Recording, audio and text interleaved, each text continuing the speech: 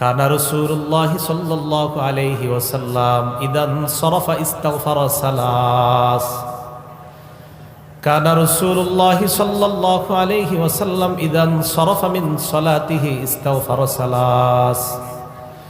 নবীজি যখন নামাজের সালাম ফিরাইতেন, সালাম ফিরানোর পর নবীজি 3 বার ইস্তেগফার পাঠ করতেন।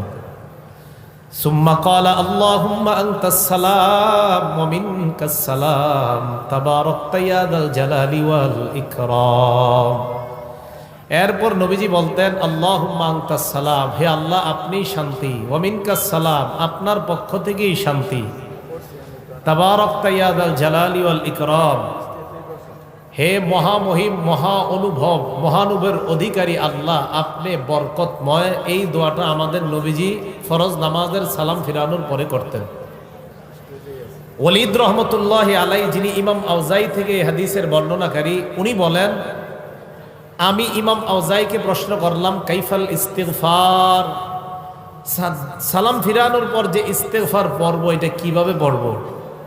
ইমাম আউজাই জবাব দিলেন তাকুলু আস্তাগফিরুল্লাহ আস্তাগফিরুল্লাহ আস্তাগফিরুল্লাহ, 3 বার পড়বা আস্তাগফিরুল্লাহ আস্তাগফিরুল্লাহ আস্তাগফিরুল্লাহ। এই যে নামাজ পড়লাম আমরা, কিছু ভুল ভ্রান্তি তো হয়েই যায় আমাদের, এই ইস্তেগফার পড়ার কারণে আশা করা যায় এই ভুল ভ্রান্তিগুলো আল্লাহ মাফ করে দিবেন। তাহলে বলেন তো আপনারা সালাম ফিরানোর পর আস্তাগফিরুল্লাহ কয়বার পড়বো? 3 বার। এরপরে আল্লাহুম্মা আনতাস সালাম ওয়া মিনকাস সালাম তাবারাকতা ইয়া যাল জালালি ওয়াল ইকরাম, এতটুকুই, বাড়াবেন না আপনারা। বুখারী শরীফের 844 নম্বর হাদিসের বর্ণনা। এই হাদিসের মধ্যে আসছে নবীজি সালাম ফিরানোর পর নবীজি পড়তেন লা ইলাহা ইল্লাল্লাহু ওয়াহদাহু লা শারীকা লাহ লাহুল মুলকু ওয়া লাহুল হামদু ওয়া হুয়া আলা কুল্লি শাইইন কাদির। নবীজি পড়তেন আল্লাহ ছাড়া কোনো ইলাহ নাই, একত্ববাদের স্বীকার করতেন, স্বীকৃতি দিতেন। লা ইলাহা ইল্লাল্লাহু ওয়াহদাহু লা শারীকা লাহ, নবীজি বলতেন আল্লাহ ছাড়া কোনো ইলাহ নাই, তার সাথে কোনো শিরিক নাই, অংশীদারিত্ব করার কোনো প্রশ্নই আসে না। লাহুল মুলকু, রাজত্ব তার, ওয়া লাহুল হামদু, প্রশংসা তার, ওয়া হুয়া আলা কুল্লি শাইইন কাদির, সব জিনিসের উপর ক্ষমতাবান কে বলেন? নবীজি এটা বলতেন। বলার পর আল্লাহ নবী বলতেন আল্লাহুম্মা লা মানিআ লিমা আ'তাইতা ওয়া লা মু'তিয়া লিমা মানা'তা, আল্লাহ আপনি যা দেন তা বাধা দেওয়ার কেউ নাই, আপনি যা দেন না তা দেওয়ার কেউ নাই। এখন যদি আল্লাহ বৃষ্টি দেয় বাধা দেওয়ার কেউ নাই, এখন যদি আল্লাহ বৃষ্টি না দেয় আমার মতো সামর্থ্য কারো নাই। নবীজি বলতেন আল্লাহুম্মা লা মানিআ লিমা আ'তাইতা ওয়া লা মু'তিয়া লিমা মানা'তা, আল্লাহ আপনি লা মানিআ লিমা আ'তাইতা, আপনি যা দেন তা বাধা দেওয়ার কেউ নাই, ওয়া লা মু'তিয়া লিমা মানা'তা, আপনি যা বাধা দেন তা দেওয়ার মতো কেউ নাই। ওয়া লা ইয়ানফা'ু যাল জাদ্দি মিনকাল জাদ, সম্পদ আপনার কাছে কোনো কাজে আসবে না, আমল নামা ছাড়া অন্য কোনো কিছু আপনার কাছে কাজে আসবে না। তাহলে সালাম ফিরানোর পর 3 বার আস্তাগফিরুল্লাহ পড়া, এরপর আল্লাহুম্মা আনতাস সালাম ওয়া মিনকাস সালাম পড়া, এরপর লা ইলাহা ইল্লাল্লাহু ওয়াহদাহু লা শারীকা লাহু, এই দোয়াটা পড়া, এরপর পড়া আল্লাহুম্মা লা মানিআ লিমা আ'তাইতা ওয়া লা মু'তিয়া লিমা মানা'তা ওয়া লা ইয়ানফা'ু যাল জাদ্দি মিনকাল জাদ। অনুবাদ হলো আল্লাহ আপনি যা দেন বাধা দেওয়ার কেউ নাই, আপনি যা দেন না তা দেওয়ার মতো কেউ নাই, আপনার কাছে সম্পদ কোনো কাজে আসবে না, নেক আমল কাজে আসবে। এরপর রাসূল আকরাম সাল্লাল্লাহু আলাইহি সাল্লাম আরো কিছু দোয়া পড়তেন সালাম ফিরানোর পর। মুসলিম শরীফের 597 নম্বর হাদিস, এটা আন্তর্জাতিক নাম্বার। আমাদের কওমি মাদ্রাসায় যে হাদিসের কিতাব পড়ানো হয় নুসখা, এই হাদিস অনুযায়ী মোট হাদিস সংখ্যা হবে 3033টা। এই অনুযায়ী হাদিসের সিরিয়াল হবে 597 নম্বর হাদিস। এই হাদিসের বর্ণনা আসছে ক্বালা রাসূলুল্লাহ সাল্লাল্লাহু আলাইহি ওয়াসাল্লাম। এই আমলটা আপনারা সবাই করেন, কিন্তু আজকে করছেন কিনা আমি নিশ্চিত না। নবীজি বলেন মান সাব্বাহাল্লাহ ফি দুবুরি কুল্লি সালাতিন সালাসা ওয়া সালাসিনা ওয়া হামিদাল্লাহ সালাসা ওয়া সালাসিনা ওয়া কাব্বারাল্লাহ সালাসা ওয়া সালাসিন। ফরজ নামাজের পর যে ব্যক্তি 33 বার বলবে সুবহানাল্লাহ, 33 বার বলবে আলহামদুলিল্লাহ, 33 বার বলবে আল্লাহু আকবার। ওলামায়ে কেরাম ছাড়া আজকে আসার পরে আমল কারা কারা করছেন? 33 বার সুবহানাল্লাহ, 33 বার আলহামদুলিল্লাহ। দেখছেন আমলকারীর সংখ্যা কত কম। আজকে মাহফিল দিয়েছেন কেন আপনারা? হ্যাঁ, দেখছেন আমলকারী মাত্র কয়েকজন হাত উঠেছে। ইন্না লিল্লাহি ওয়া ইন্না ইলাইহি রাজিউন। তো নবীজি বলেন প্রত্যেক এদিকে এদিকে এদিকে এদিকে তাকান, এদিকে তাকান, একদম ওর দিকে তাকাবেন না, এদিকে তাকান, সব এদিকে তাকান, এদিকে না তাকাবেন মাইক ছেড়ে দিবে, তাকান, সব এদিকে তাকান, আমি আলোচনা করছি, আমার দিকে তাকান। 33 বার সুবহানাল্লাহ, 33 বার আলহামদুলিল্লাহ, 33 বার আল্লাহু আকবার। এই হলো নবীজি বলেন ফাতিলকা তিসআতু ওয়া তিসউনা, এই হলো 99 বার। ওয়াকালা তামামাল মিআ, 100তম বার পড়বে লা ইলাহা ইল্লাল্লাহু ওয়াহদাহু লা শারীকা লাহ, লাহুল মুলকু ওয়া লাহুল হামদু ওয়া হুয়া আলা কুল্লি শাইইন কাদির। আল্লাহ নবী বলেন 33 বার 33 বার 33 বার 99 পড়ার পর 100তম বার যেই ব্যক্তি পড়বে লা ইলাহা ইল্লাল্লাহু ওয়াহদাহু লা শারীকা লাহ, লাহুল মুলকু ওয়া লাহুল হামদু ওয়া হুয়া আলা কুল্লি শাইইন কাদির, এটা পড়ার সাথে সাথে গফিরাত খাতায়াহু ওয়া ইন কানাত মিসলা জাবাদিল বাহ। আল্লাহ নবী বলেন সমুদ্রের ফেনা পরিমাণ গুনাহ যদি থাকে ওই গুনাহ আল্লাহ মাফ করে দেয়। সমুদ্রের ফেনা পরিমাণ গুনাহ আজকে মাত্র 7 জন মাফ করাইছে, বাকিরা করায়নি। রাসূল আকরাম সাল্লাল্লাহু আলাইহি সাল্লাম বললেন এই আমল করলে সমুদ্রের ফেনা পরিমাণ গুনাহ মাফ হয়ে যায়। আল্লাহ আমাদেরকে আমল করার তৌফিক দান করেন। এরপর নবীজি সাল্লাল্লাহু আলাইহি সাল্লাম আরেকটা আমল করতেন। এই যেমন এই যে এই ছেলেটা বসা, হ্যাঁ, নবীজি ওনার একজন সাহাবা আছে নাম মুআজ, আবু দাউদ হাদিস নাম্বার 1522 নাম্বার হাদিস 1522। নবীজি ওনার সাহাবা মুআজ রাদিয়াল্লাহু তাআলা আনহুকে বলেন ইয়া মুআজ ওয়াল্লাহি ইন্নী লা উহিব্বুক, মুআজ আল্লাহর কসম আমি তোমাকে ভালোবাসি। সাহাবা নবীকে বলে নাই, নবী সাহাবাকে বলতেছে মুআজ আল্লাহর কসম আমি তোমাকে ভালোবাসি একবার। সুম্মা ক্বালা ইয়া মুআজ আল্লাহি ইন্নী লা উহিব্বুকা, আল্লাহ নবী আবার বললেন মুআজ আল্লাহর কসম আমি তোমাকে ভালোবাসি।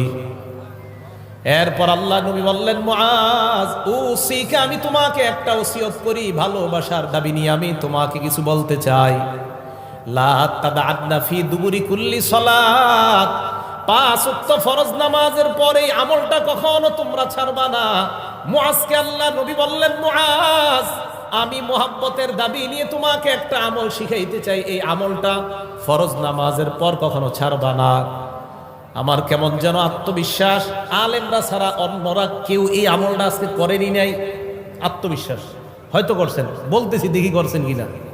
ফরজ নামাজের পর নবী ওনার সাহাবাকে বলছে জীবনে ছাড়বা না এটা। এখন দেখি আজকে কে কে ছাড়ছেন। কি ফরজ নামাজের সালাম ফিরানোর পর বলবা আল্লাহুম্মা আইন্নি আলা যিকরিকা ওয়া শুকরিকা ওয়া হুসনি ইবাদাতিক। ওলামা ছাড়া অন্য কে এই দোয়াটা পড়ছেন আজকে? একজন। দেখছেন নবীজি তার সাহাবাকে বলছে জীবনে ছাড়বা না এটা, একজন মাত্র পড়ছে। নবীজি তার সাহাবাকে বলছে মোহাব্বতের দাবি নিয়ে বলে জীবনে আমল ছাড়বা না, একজন পড়ছে আমল। তুমি এই দোয়া করবা মুআজ, কোনদিন ফরজ নামাজের পর এই দোয়া ছাড়বা না। কি তুমি আল্লাহকে বলবা আল্লাহুম্মা আইন্নি আলা যিকরিকা, আল্লাহ আপনি আমাকে সাহায্য করেন যেন আমি আপনার বেশি বেশি জিকির করতে পারি। ওয়া শুকরিকা, আমাকে সাহায্য করেন যেন আমি আপনার বেশি কৃতজ্ঞতা প্রকাশ করতে পারি। ওয়া হুসনি ইবাদাতিক, আল্লাহ আপনি সাহায্য করেন যেন বেশি বেশি আপনার ভালো ইবাদত করতে পারি। কি সুন্দর দোয়া। আল্লাহ সাহায্য করেন যেন আপনার জিকির বেশি করতে পারি, সাহায্য করেন যেন আপনার শুকরিয়া বেশি আদায় করতে পারি, সাহায্য করেন যেন আপনার ভালো ইবাদত বেশি করতে পারি। এই দোয়াটা সবাই শিখে নেবেন। নবীজি বলছে মুআজ আমি তোমাকে ভালোবাসি একবার, নবীজি আবার বললেন মুআজ আমি তোমাকে ভালোবাসি দুইবার। এরপর নবী বললেন মুআজ ফরজ নামাজের পর লা তাদআদনা, কিছুতেই কখনো এই দোয়াটা ছাড়বা না। কি আল্লাহকে বলবা আল্লাহ আপনি আমাকে সাহায্য করেন আমি যেন আপনার জিকির বেশি করতে পারি, আল্লাহ আমি যেন আপনার কৃতজ্ঞতা বেশি আদায় করতে পারি, আমি যেন বেশি ইবাদত করতে পারি। এই দোয়া করা কখনো ছাড়বা না। এটা নবীজি তার সাহাবা হযরত মুআজকে শিক্ষা দিলেন। আল্লাহ আমাদের সকলকে এই দোয়াগুলা শিখে নেওয়ার তৌফিক দান করেন। আবু দাউদ শরীফের 1523 নম্বর হাদিস, নবীজির এক সাহাবা নাম উকবাহ ইবনে আমির রাদিয়াল্লাহু তাআলা আন, দেখেন তিনি কি বলেন।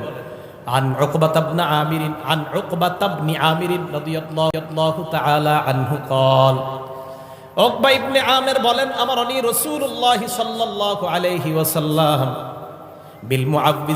বিল মুআব্বিজাত দুবুরা কুল্লি সালাত।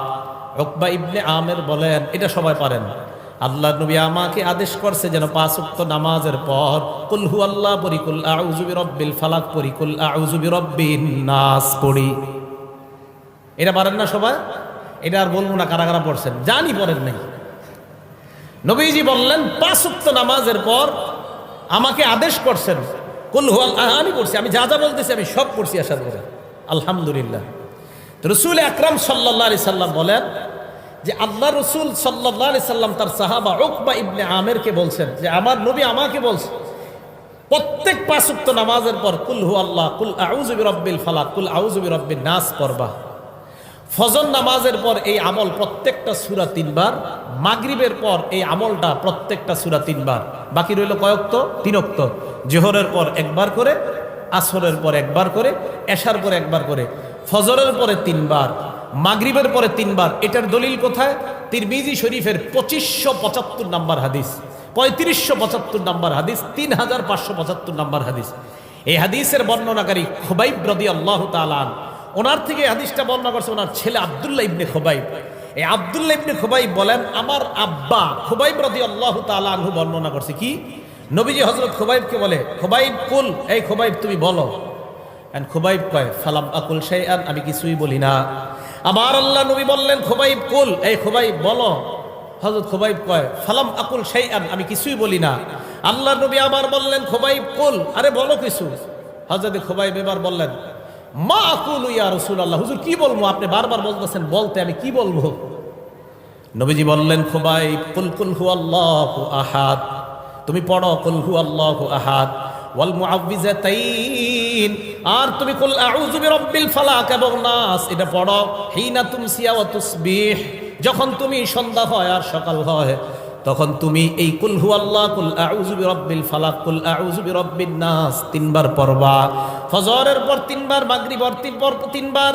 আল্লাহ নবী বলেন তাকফিকা মিন কুল্লি শাই, আজকে আমলটা যারা যারা করছেন নবী বলেন দুনিয়ার সকল বিপদ আপদ থেকে এই 3টা সূরা তোমার জন্য যথেষ্ট হয়ে যায়। সকল বিপদ আপদ থেকে এই সূরাগুলো তোমার জন্য যথেষ্ট হয়ে যাবে। তাহলে এখন ওলামায়ে কেরাম ছাড়া অন্য যারা আছেন আপনারা বলবেন, আমি খালি বলবো আপনারা নামাজের নামটা বলবেন। বলেন তো একবার কোন নামাজের পর? জোহর আর জোহর, আসর, এশা। 3 বার কোন নামাজের পর? ফজর, মাগরিব। আসরের পরে কয়বার করে? এশার পরে, ফজরের পরে 3 বার। মাশাআল্লাহ, মনে থাকবে তো ইনশাআল্লাহ। বাসায় মা বোন যারা আছে ওনাদেরকে বলবেন এটা পড়তে। এই আমলটা রাসূল আকরাম সাল্লাল্লাহু আলাইহি সাল্লাম ওনার সাহাবাকে শিখাইলেন, উকবা ইবনে আমিরকে শিখাইলেন।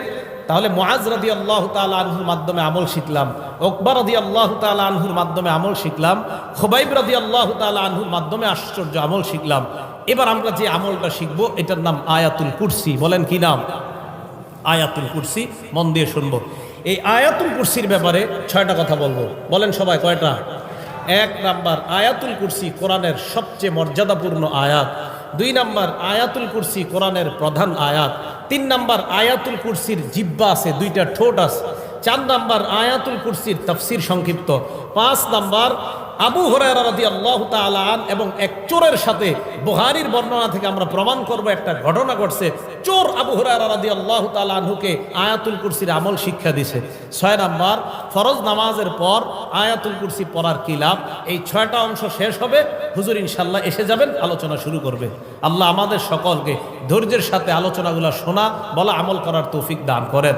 এর মাঝে একটা কথা, আমি আলোচনায় থাকি, হুজুর আলোচনায় থাকে, যেই থাকুক, মাগরিব এশার নামাজের আগে মুহতারাম আলী হাসান উসামা হাফিজাহুল্লাহ আলোচনায় ছিলেন। নামার সাথে সাথে দেখলাম আপনারা আমার দিকে তাকাইছেন, কাজটা ঠিক করেন নাই। উনি আলোচনা করতেছে, ওনার দিকে আপনারা তাকায় থাকবেন। কে আসছে এটা দেখা দরকার নাই। তাহলে যে আলোচনা করবে ওনার দিকে তাকিয়ে থাকবেন। এর মাঝখানে যে অন্য দিকে তাকান, এ তো আপনার কিছু আলোচনা ছুটে যায়। আমার কিন্তু কিছু নিয়ম আছে, আপনারা যারা আলোচনা শোনেন হঠাৎ আমি জিজ্ঞাসা করি বলেন কি বলছি এখন, এটা বলে ফেলি। তো এই জাতীয়, এই জন্য এটা করবেন না, ঠিক আছে না? করবেন যে আমাদের অলিপুরি সাহেব হুজুর যখন বয়ান করে, হুজুর তো জানেন কিভাবে বয়ান করে, মনে হবে ক্লাস করাইতেছে। এখন হুজুরের বয়ানে যদি ওই দিকে তাকান, তো হুজুর মাঝখান দিয়ে যদি বলেন তো কি বলছি, পারবেন না। তো এইটা কি হলো? এই জন্য যেই আলোচনা আসরের পরেও যদি কেউ আলোচনা করে, বাস ওনার দিকে তাকায় থাকবেন।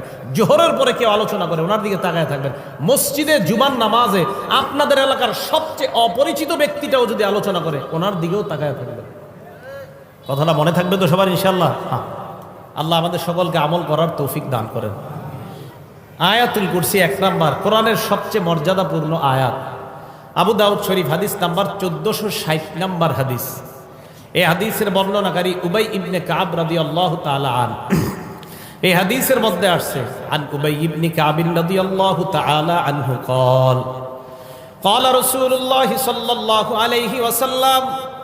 উবাই ইবনে কাব থেকে বর্ণনা, আল্লাহ নবী বলেন, আবাল মুনজির আইয়ু আয়াতিন মা কামিন কিতাবিল্লাহি আযম। উবাই ইবনে কাবকে আল্লাহ নবী বললেন, উবাই, কোরআনের সবচাইতে মর্যাদাপূর্ণ আয়াত তোমার সাথে কোনটা আমাকে একটু বলো। উবাই ইবনে কাব জবাব দেয়, আল্লাহু ওয়া রাসূলুহু আ'লাম। এই প্রশ্নের জবাব আল্লাহ আর তার নবী ভালো জানেন। জবাব দেন। আবার আল্লাহ নবী বললেন, আবাল মুনজির আইয়ু আয়াতিন মা কামিন কিতাবিল্লাহি আযম। হে উবাই, বলো তোমার সাথে কোরআনের সবচাইতে মর্যাদাপূর্ণ আয়াত কোনটা? হযরত উবাই এবার চিন্তা করলেন, প্রথমবার তো বললাম আল্লাহ আল্লাহর নবী ভালো জানেন, এরপরেও যখন আল্লাহর নবী আমাকে প্রশ্ন করলেন, আমি গবেষণা করে একটা জবাব দিয়ে দেই। উস্তাদ ছাত্রদের প্রশ্ন করছে, প্রথমবার করার পর বলছে আল্লাহ ভালো জানে, রাসূল ভালো জানে। আবার প্রশ্ন করছে, উবাই বলো কোনটা? হযরত উবাই চিন্তা ভাবনা করে বললেন, আল্লাহু লা ইলাহা ইল্লা হুয়াল হাইয়ুল কাইয়্যুম। ইয়া রাসূলুল্লাহ, আমার কাছে মনে হয় আয়াতুল কুরসি হলো কোরআনের সবচাইতে মর্যাদাপূর্ণ আয়াত। আয়াতুল কুরসি এটাই কোরআনের সবচেয়ে মর্যাদাপূর্ণ আয়াত বলে মনে হয়। এবার নবীজি দেখেন কি করছে। উবাই ইবনে কাব বলেন, আল্লাহ নবী যখন আমার মুখে শুনলেন আয়াতুল কুরসি কোরআনের সবচেয়ে মর্যাদাপূর্ণ আয়াত, আমি যখন বললাম, দরবা ফি সদরি, আল্লাহ নবী আমার বুকে এইভাবে মৃদু আঘাত করলেন। মানে এ তাকান, শাবাশ শাবাশ, হ্যাঁ তুমি ঠিক বলছো, সুবহানাল্লাহ, এইভাবে শাবাশ শাবাশ বলছেন, হ্যাঁ তুমি সঠিক বলছো উবাই, এই যে তুমি জবাবটা দিলে আয়াতুল কুরসি এটা সঠিক। নবীজি শেষে দোয়া করলেন, লিয়াহনি লাকা আবাল মুনজির আল ইলম। উবাই, তোমার ইলম যেন তোমার জন্য আনন্দের কারণ হয়ে যায়, তোমার বিদ্যা এটা যেন তোমার জন্য আনন্দের কারণ হয়। উবাই, তোমার যে জ্ঞান আমি দেখলাম, মাশাআল্লাহ, তুমি গবেষণা করে বলে দিয়েছো আয়াতুল কুরসি, শাবাশ, তোমার জবাব ঠিক আছে, সুবহানাল্লাহ। তাহলে আয়াতুল কুরসি কোরআনের মর্যাদাপূর্ণ আয়াত। 2 নাম্বার, আয়াতুল কুরসি কোরআনের প্রধান আয়াত। প্রমাণ তিরমিজি শরীফ 2878 নম্বর হাদিস, 2878 নম্বর হাদিস। আন আবি হুরায়রা রাদিয়াল্লাহু তাআলা আনহু قال قال رسول الله صلى الله عليه وسلم। আবু হুরায়রা রাদিয়াল্লাহু তাআলা আনহুর বর্ণনা, আল্লাহ নবী বলেন, লিকুল্লি শাইইন সানাম। প্রত্যেকটা জিনিসের একটা সর্বোচ্চ চূড়া, চূড়া চূড়া চূড়া বুঝেন তো, একদম উপরে সর্বোচ্চ চূড়া। ওয়াসানামুল কোরআন সূরাতুল বাকারা, কোরআনের সর্বোচ্চ চূড়ার নাম হলো সূরা বাকারা। কোরআনের সর্বোচ্চ সূরার নাম না, কিন্তু কোরআনের সর্বোচ্চ চূড়ার নাম সূরা বাকারা। হ্যাঁ, এটা ঠিক, সবচেয়ে বেশি আয়াত সংখ্যাও সূরা বাকারাতে।